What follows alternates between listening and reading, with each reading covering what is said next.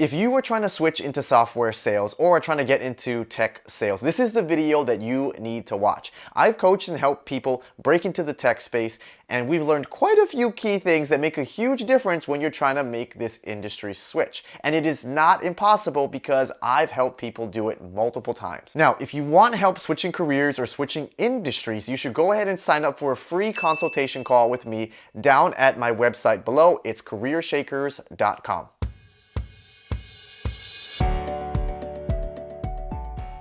Alright, so the first thing that we need to do if you are trying to switch into software sales or SaaS sales or do sales at a tech company, whatever you want to call it, first we need to diagnose the current problem and where you are getting stuck in your application process. So let's start at the beginning of the funnel.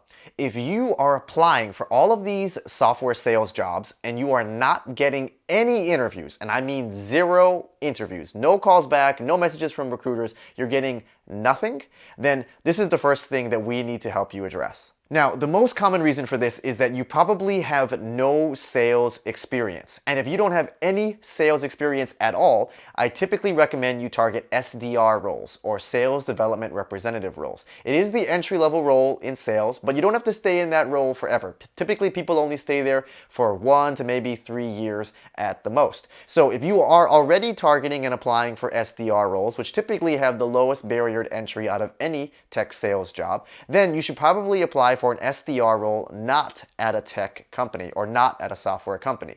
Those would typically even have lower barriers to entry, also pay pretty close and pretty decent, and I would suggest you start getting your experience there as an STR, and then you can always break into tech later. Now, if you've already tried applying for non-tech SDR roles and you're still struggling to even get an interview, then that means you're going to need to build up some sales and customer service experience up on your resume. That could be part-time or quitting and doing something full-time. Some of the easiest things that I recommend are doing anything related to real estate or doing anything in the retail service industry. Remember, this is just a resume building job. It's just to get some sales and customer service experience on the resume to increase your chances of getting an SDR role. You don't even have to stay at these jobs very long. Once you get some of this experience on your resume, a lot of companies will be willing to hire you for an SDR position. So next, let's talk about the second most common problem that people are facing, and that is when you are applying for jobs, you are getting some calls back. Some of the recruiters are wanting to talk to you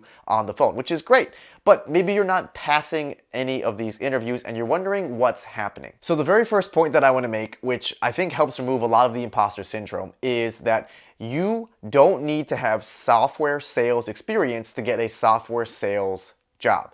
If these recruiters and hiring managers are contacting you and willing to speak to you on the phone, then they already know that you don't have this tech experience and they want to speak with you anyways. So that's not the main reason that you are getting rejected. Even though that's what the recruiter will most likely tell you, it's really not the full truth. It's all coming down to your interviewing skills. They already knew you didn't have software experience, but they chose to interview you anyways, right? So it clearly couldn't have been that. So what's actually happening here is that your biggest barrier or the reason you're getting rejected is because you aren't able to clearly and easily articulate and translate your experience into the tech industry for that recruiter or for that hiring manager. You basically need to convince them that you already kind of know what you're doing because all of your sales skills will transfer over between industries. And trust me, I've talked to account executives and CSMs in the tech and non-tech industries, and I can tell you that at the core, all of your jobs are pretty much the exact same. Yes, the terminology is different and the product that you sell is different, the sales cycle is a little bit different, but at the core of what you do, your jobs are all pretty much the same.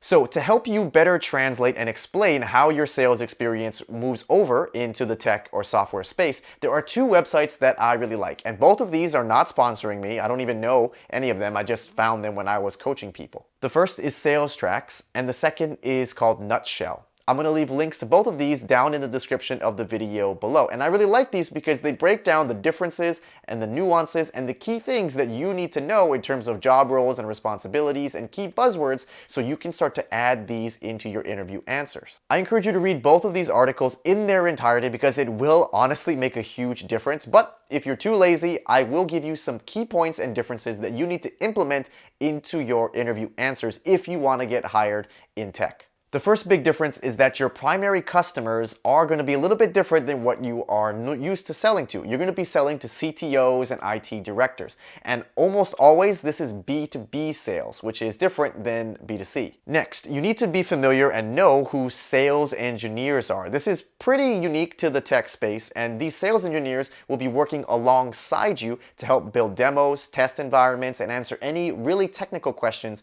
that your customers may have. And they are vital to the tech sales process. Next, software products are typically sold as a service. So you may have heard of SaaS or SaaS. This is basically what they're talking about. What that means is what you're going to be selling is going to be sold as a subscription model.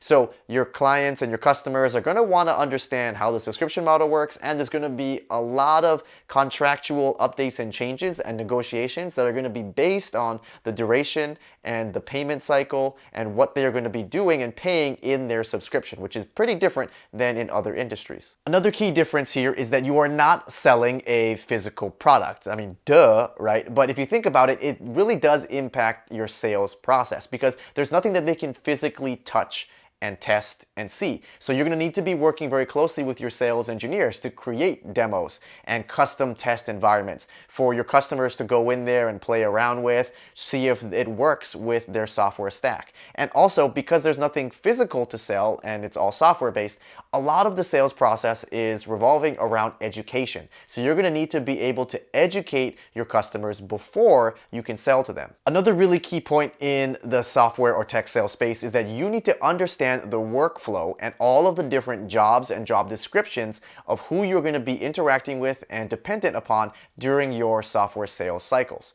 This is a really great diagram that I'm just going to throw up on the screen right here that all of you should take the time to memorize and understand how all of these roles work together in order to close a deal. The next key point here is that software is highly customizable. So this could lead to rather long sales cycles, and you're going to need to be prepared to answer questions about how you would handle objections and how you would manage a really long sales cycle with multiple customers. The next super key point here is that you're going to need to really focus on education. You're going to need to educate yourself on the company's product as well as that company's integrators and that company's main competitors before you go into any of these interviews, because it's going to be a huge part of your sales job, obviously, is educating yourself on the product and what it does, all of its pros and cons. But if you think about it, you also need to understand how your product plays into the overall software stack, how it integrates well or not well with certain companies, certain vendors, and this is also going to be critical to your sales cycle. Putting all of these key differentiators and tips together is what has made the biggest impact for my clients when they are trying to switch into software sales. You need to basically explain how your job today is very similar when it comes to prospecting and qualifying leads. You need to show them that you are comfortable and know how to handle really long sales cycles, and you need to show them how you've educated yourself and become an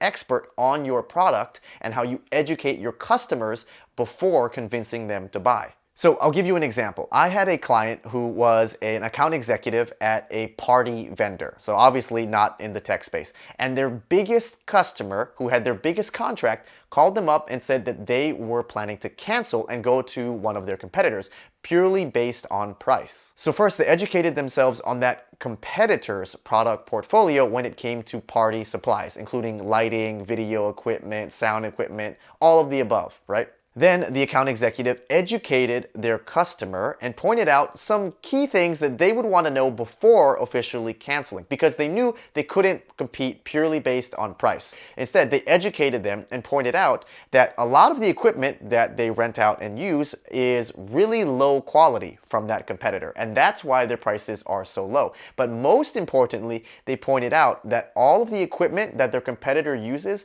does not integrate easily with their current systems that they have installed today.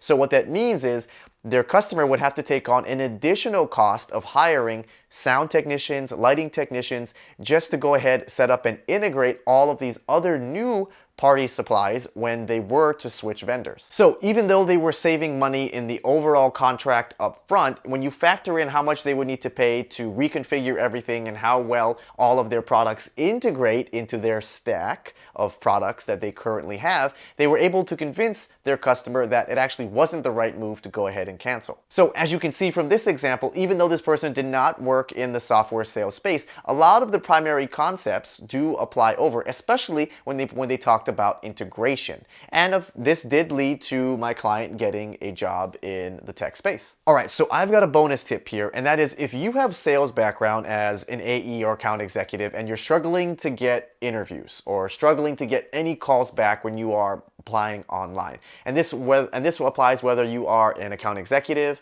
or you're a customer success manager. Think about the role that you have and then maybe consider going one step backwards if you really want to break into tech. So if you're an AE, apply for an SDR role or maybe a CSM role instead, and vice versa. It really wouldn't take you that long if you were to break into tech to easily get promoted back to where you were before. And the tech industry does pay well enough where I doubt you'd even be taking much of a pay cut at all if you were to get an SDR role. All right, so this video will help you break into the software sales space or SaaS sales space. And if you want to work with me, go ahead and sign up for a free consultation at my website, www.CareerShakers.com. Thank you all for watching, and don't be afraid to shake things up.